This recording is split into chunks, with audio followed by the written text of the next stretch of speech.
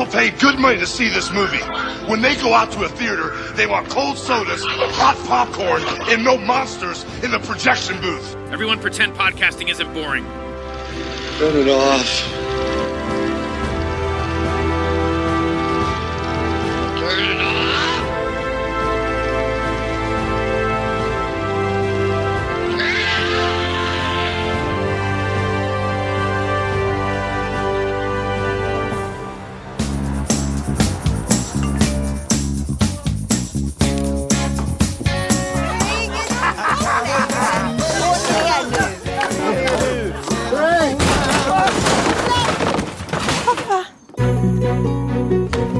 Hur länge har ni hållit på, va? Jag har varit en idiot, ja. Sten är otrogen. Vem fan vill ligga med Sten? Vi borde bilda de misslyckades förening. Tisdagsklubben. Vill inte du hålla på med mat och sånt där? Jag längtade och drömde om att jag skulle få jobba med mat. Men så blev jag gravid väldigt tidigt. Nej men shit, det är ju han, alltså kocken. Han har matlagningskurs. Kom igen, vi anmäler oss. Du kan inte tvinga mig att hålla på med det här kurstramset längre. Hur stavar vi salt? S-O-J-A! Inget tjafs, inget prat. Du har inte följt receptet. Jag brukar gå på känsla. Ja, men här följer man mina instruktioner. Har du tänkt på vilken ton du använder mot folk? Ursäkta? Absolut. Du är ursäktad. Du brukar vinkla kniven. Och så skär vi ett långt svepande skär. Kommer du ha fler kurser? Nej, jag tror det var ett misstag att jag flyttade hem igen.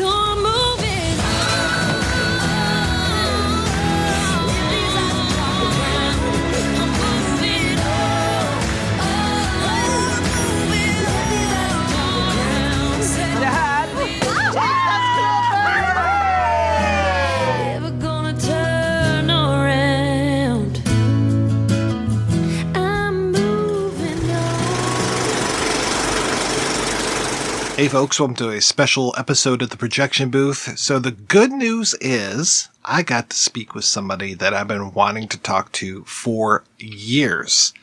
The actor, singer, and a whole lot of other things, Peter Stormare. The bad news is it's a very short conversation. He's got a new movie coming out called Food and Romance, also known as the Tuesday Club or Tisdagsklubben. My Swedish is not very good. His is definitely much better than mine, and his English is probably better than mine as well. So let's go ahead, play this interview. I hope you enjoy it, and definitely check out Food and Romance. It is so nice seeing him in a romantic lead role rather than playing a psychotic, but man, oh man, does he play psychos well. Enjoy. So I have to tell you, I'm absolutely thrilled to be talking with you because I've been a fan of yours for a long darn time. I think probably since, I want to say, well, definitely Fargo, but I want to say even back to like Awakenings and things like that. Well, my first sort of Hollywood. I've done some independence there in New York, but that was, wow, to sit and read with De Niro and Robin Williams. Robin Williams became a good friend. Yeah, fantastic guy. I've always been curious about your role in Fargo. You so reminded me of the actor Timothy Carey in that film. It is based on a true character. So it was all, all the characters were sort of made up from their childhood up in St. Paul, the suburb of St. Paul. I even visited mom and dad, their house they grew up in. And I was up there. So all the characters actually, Marge, Francis and William Macy's, they're all characters they grew up with.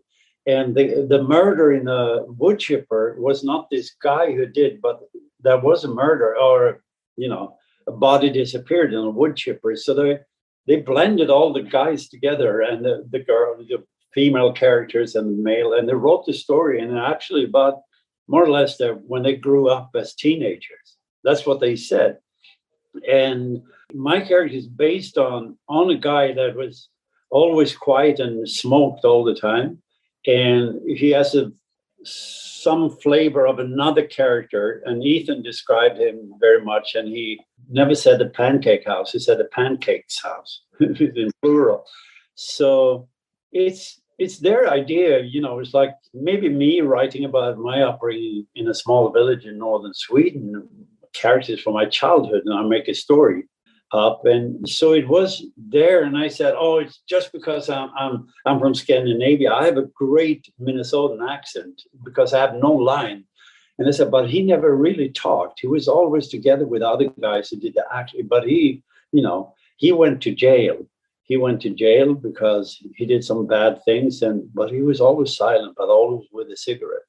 So it was most important with a cigarette dangling in my face. And I threw up. One of the first scenes we ever shot that I was in was with me and Buscemi and Macy meeting in a bar with a cigarette. And I remember we had the lunch break and I lay down on the floor. I didn't smoke and I threw up from those Marlboro Lights or whatever I was given. There wasn't any herbals in the discussion back then. Yeah, it was crazy. Yeah, I got so sick. But it's true. And they just said, no, that's how he was. And it's very important that you just stay like this. And Buscemi was the talker. That guy, he always talk. And they hung out all the time. So tell me a little bit about your new film, Food Romance, or the Tuesday Club. From what I understand, this is Annika Appelend's first feature film? It's her first feature, but she's done TV and she's been second AD and an AD, but she started, I think, when she was 18, script supervisor. She worked in all the possible angles except for a cameraman and sound on. So she really ended, like the Coen brothers, every day we ended, strict on time, on budget. Everything was planned beforehand. It was a joy working with her. But it was called the Tuesday Club over in Europe, and here it's Food and Romance, and it is food and romance. The way to romance goes through, the stomach, they say.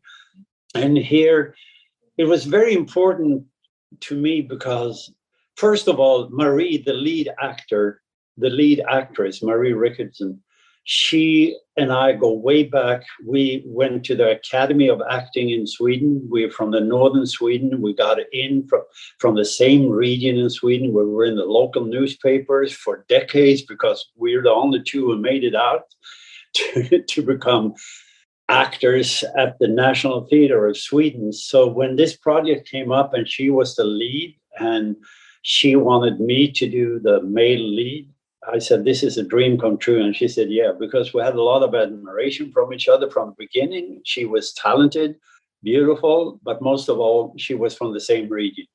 And it was very important to us to beat the Southerners, kick them out from the stage.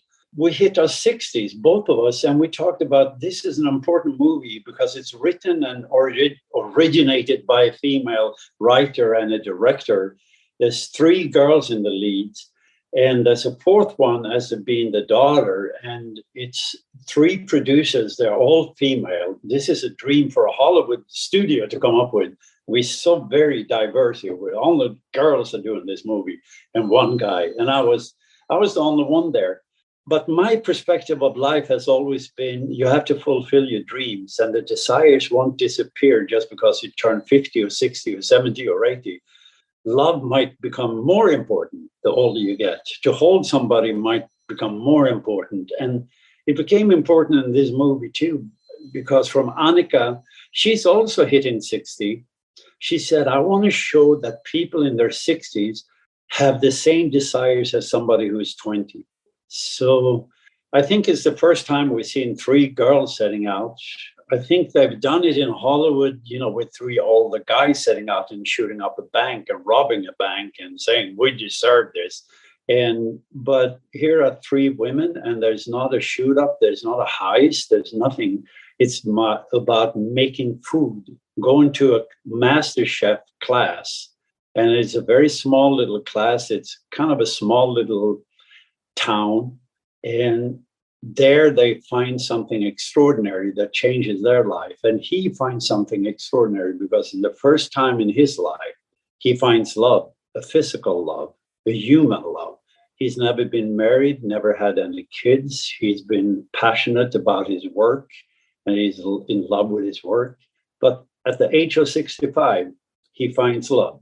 And my message with his movie is it's never too late to start a rock band, because life, if you're lucky, you live a long, healthy life.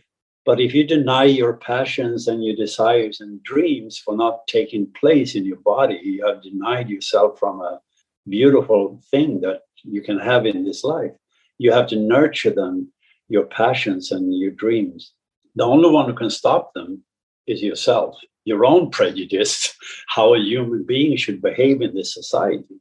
And I have no problem. I walk around in my clothes. I walk around with my outfits, and I don't care what my neighbor says. I really don't. If someone don't like the way I dress, they can bitch about it, in their own house or apartment. But me, it makes me happy to dress up the way I do. To have a torn Clash t-shirt at the age of 69 and to walk out in West Hollywood with this torn t-shirt from 82 gives me joy and makes me smile. But if someone thinks he shouldn't be dressed like that, he should have an overcoat and a hat. Yeah, okay, that's your opinion. It's not mine. So I think the movie for me was important because it doesn't matter how old you get, your passion and even your sexuality might just grow stronger. It doesn't disappear just because you're retired. And, your emotion doesn't ever retire. On the contrary, they might even grow worse.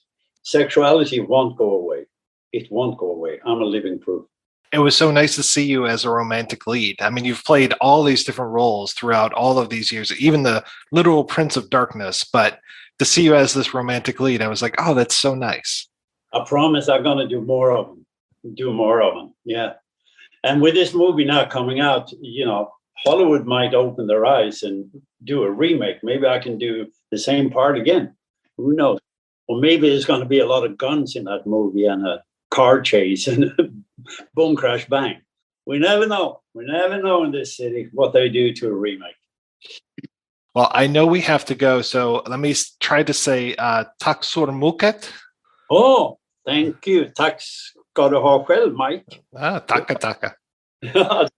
And go Red Wings, and Red Wings with all the Swedes being up there, throughout the years. Thank you so much, Mr. Stormare. It's so great talking with you. Thank you. See you soon. See you up there.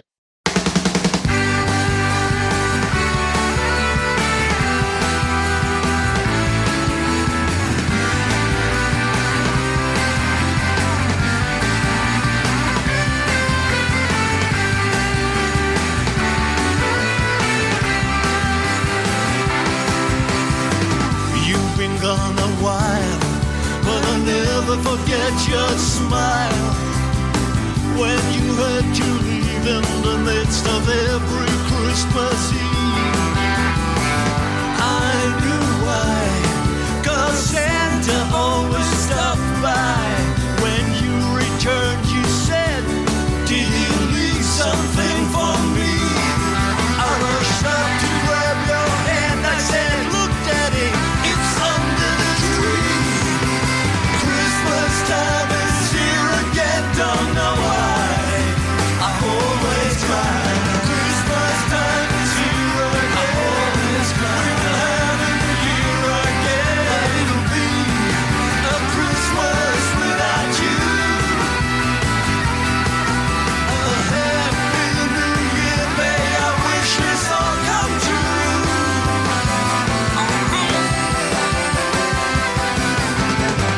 When I was a boy, each Christmas came with such a joy. Now that I'm a man, it's harder to understand. It's like I never